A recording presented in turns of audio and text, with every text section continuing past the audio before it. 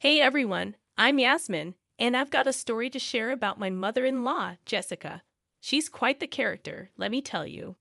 My husband, Key, thought it would be a good idea to share this story here because, well, he enjoys reading these kinds of tales sometimes. And trust me, it's not surprising considering his mother's antics. He's been dealing with her craziness since day one. He was her first target, after all. Let me start from the beginning. Key grew up with Jessica, who was once married to his dad. Unfortunately, that didn't last long, and his dad made a run for it soon after Key was born. He couldn't handle Jessica's wild ways. Then came Jessica's next romantic misadventure with a man who abandoned Key, leaving his dad to pay child support until he decided to cut ties altogether. I've never met the guy, and honestly, I have no desire to. Jessica claims she single-handedly raised Key, but the truth is far from that. She used him as a cash cow, milking his family for as long as she could. When that well dried up, she begrudgingly got a job, but still had her hand out for money whenever she pleased. And when Key hit his teens, she put him to work, pocketing all his earnings until he turned 18. Key knew he needed to escape the cycle, so he took out loans and secured a scholarship to get into college, where we met. From the get-go, he'd regale me with horror stories about his mother, and I couldn't help but feel enraged on his behalf. I'd often ask him why he still maintained contact with her, but his answer was always the same. He felt obligated due to his upbringing under her narcissistic reign. I urged him to seek help, to break free from her manipulative grasp, and eventually he agreed. With some coaxing and love, I managed to get him started on therapy, using my own savings to cover the costs. It was a tough journey, but he began to find his footing and started to push back against his mother's demands. Of course, Jessica didn't take kindly to this newfound independence. She saw me as the villain, accusing me of manipulating Key against her. She couldn't see that it was her own actions pushing him away. Despite her protests, Key stood by me, defending my actions and asserting his own boundaries. Therapy worked wonders for Key, and as time passed, he grew stronger, more assertive. Jessica, on the other hand, remained stubbornly stuck in her ways. Fast forward a few years, and Key and I have graduated college and tied the knot, leaving Jessica's drama in the rearview mirror. Both of us landed solid jobs, the result of our hard work during college. We scrimped and saved, opting for a modest backyard wedding at my parents' place to stash away funds for a future home. Meanwhile, Jessica's life took a turn for the worse as she married Frank, a disrespectful man who couldn't hold down a job. Frank's freeloadery continued as Jessica incessantly badgered Key for money until he reluctantly agreed to foot the bill for an apartment. She seemed content with the arrangement until news of our house purchase reached her ears. Suddenly, she was all smiles, congratulating us on our new digs before dropping a bombshell. She and Frank expected to move in. Needless to say, I was taken aback. "Excuse me? What are you talking about?" I countered. But Jessica remained resolute, insisting that they were moving in with us. I had to set the record straight. "Jessica, we jointly bought this house. I contribute too. And by the way, I don't live here rent-free like you do in the apartment. Key covers your rent."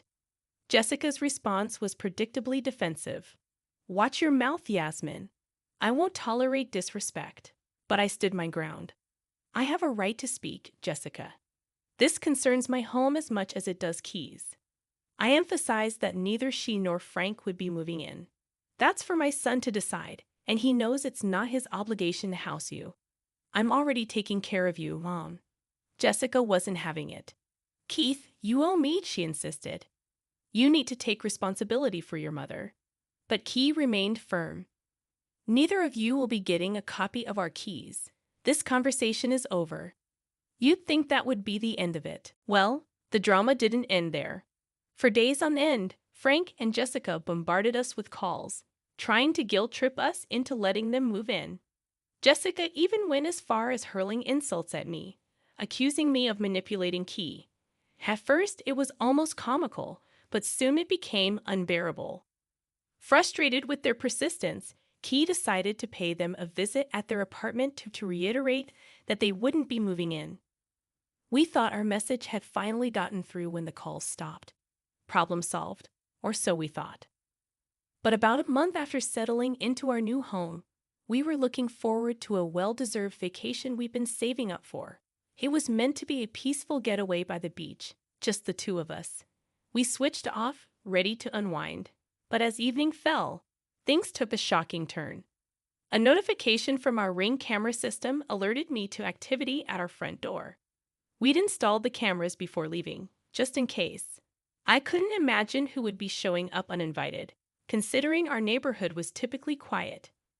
Curious, I checked the live feed on my phone, only to be met with a sight that left me speechless. There on the screen was Jessica and Frank hauling bags of clothes into our home. They'd somehow gained access and were setting up camp in our guest room, with Jessica even making herself at home in the kitchen. I was livid and knew I had to get Key on the line immediately. "Keith, we need to talk. Something's happened," I said urgently, knowing I had to break the news to him. Despite being on vacation, this couldn't wait. Key's initial annoyance quickly turned to shock as he watched the footage. His expression hardened. "Leave it to my mother to surprise me in the worst possible way," he muttered, clearly furious. It was crystal clear. Jessica had completely disregarded our boundaries, and we made it abundantly clear that day that she would not be living with us. I'm baffled as to how they got their hands on our house keys. It's mind-boggling. Frank's sleazy nature makes me worry he might have copied our keys without us knowing. Changing the locks seems like the only solution to ensure they can't just barge in whenever they please. But as for the current problem, I'm leaning towards involving the authorities. What they're doing is not only illegal, but also downright frightening. Trusting them anymore feels impossible. Calling the cops and cutting off contact might be the best course of action. I gave Key some time to mull over the idea, seeing the furrowed lines on his forehead as he weighed our options. Surprisingly, his response was more resolute than I anticipated. "Let's do it," he said firmly. I couldn't help but ask, "Are you sure about this?" There's no turning back once we involve the police. But Key was steadfast. They've betrayed my trust one too many times. There have to be consequences. I pressed further, asking if he'd be willing to cut off contact with them as well. "Of course," he replied, regret lacing his words. "I should have done it ages ago. It's time to distance myself from them." With Key on board, we formulated a plan. But first, he decided to give his mother a final warning. Maybe, just maybe, she'd come to her senses. Key called her, but she didn't pick up at first. Through the security cameras, we could see her and Frank in a huddle, likely discussing our call. When she finally answered, we put it on speaker so Frank could hear too. "Hey, Keith, how's the vacation?" she asked, feigning ignorance. But I wasn't having it. "Breaking into our house isn't something to brush off, Jessica," I interjected. There was a tense silence on her end, and she exchanged a glance with Frank, who seemed adept at deception and manipulation. It was evident that Jessica had anticipated this confrontation, likely expecting her husband, Frank, to come up with some sort of defense. She immediately accused me of being crazy and demanded Key to silence me. But Key wouldn't stand for it. "Don't talk to my wife like that," he asserted. Jessica's tone turned accusatory, claiming we were spying on them with cameras both inside and outside the house. She seemed offended by our intrusion into their privacy, which struck me as ironic given her own invasion of ours. Unsure if she was deflecting or genuinely offended, I couldn't help but retort, "That's rich coming from you, Jessica. You broke into our home against our wishes." But Jessica remained defiant, insisting that as Key's mother, she had a right to be there. Key, however, stood his ground, reminding her of the apartment he already provided for her. Their presence in our home was unwelcome, and we demanded answers about how they obtained the keys. Frank's admission confirmed our suspicions. "I made a copy of your keys," he confessed brazenly. Enraged, Key rebuked him, but Frank asserted his authority as Key's stepfather. The tension escalated as Key challenged Frank's actions. labeling them as forgery and illegal. Jessica attempted to justify Frank's actions, claiming a mother should have access to her son's home for emergencies. But her flimsy excuse didn't hold water. We gave them an ultimatum: leave within the hour or we'd involve the authorities. Their panic was palpable as they huddled together, whispering frantically. Through the cameras, we could see their fear-stricken faces, realizing the consequences of their actions. In their final attempt to assert control, Frank and Jessica disregarded our ultimatum and refused to leave. They dismissed my warnings, claiming the house belonged solely to Key and that I had no authority. But we stood firm, reminding them that it was our home too, and we wanted them out before involving the police. As the hour passed, we observed them through the surveillance cameras, seeing Jessica unpacking her bags defiantly. Anger boiled within us, but we refused to engage further, recognizing that reasoning with their entitled mindset was futile. When we called the police, they arrived promptly, and we watched as they confronted Jessica and Frank at our doorstep. The officers explained the situation, and Jessica and Frank attempted to feign confusion.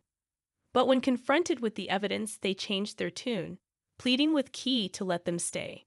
But Key remained resolute, refusing to cave in to their manipulation. Despite their pleas and excuses, he demanded they leave immediately. However, Jessica's revelation left us dumbfounded. She had canceled their lease and sold their furniture, expecting us to house them. Key's anger reached its peak upon hearing this betrayal. He refused to entertain her excuses, insisting they vacate his house. Despite Jessica's desperate pleas, Key stood firm, unwilling to compromise his boundaries. But Jessica continued to plead, appealing to Key's sense of familial duty. "Do you want your mother to be homeless? Mom, since you've made yourself homeless by canceling your lease, I won't be giving you any more rent money. I'm done," Key declared firmly, unmoved by Jessica's tears and pleas. Despite her attempts to guilt-trip us, we stood our ground, refusing to entertain her manipulative tactics. Both Key and I were furious at their audacity and crossed boundaries. We shouted at them and ended the call, immediately blocking their numbers. The cops ensured that Jessica and Frank left our house, and we arranged for a trusted friend to house sit until our return. We also had the locks changed for added security. Frank and Jessica's departure marked the beginning of their downward spiral. They tried to garner support from relatives, but no one sided with them, knowing Jessica's history of drama. They attempted to harass us with new phone numbers, but failed to gain any traction. During our vacation, we kept our phones off, only checking for emergencies once a day. Despite their persistent attempts to intrude, our friends successfully thwarted their efforts by threatening to involve the authorities. Upon our return, we learned that Frank had left Jessica because she could no longer house and support him for free. Desperate, Jessica begged Key for help, finally realizing the consequences of her actions. However, Key remained steadfast in his decision to maintain no contact. Recently, we heard from family that Jessica now lives in a trailer and works at a retail store, with retirement nowhere in sight. It's a stark reminder of the consequences of her entitled behavior.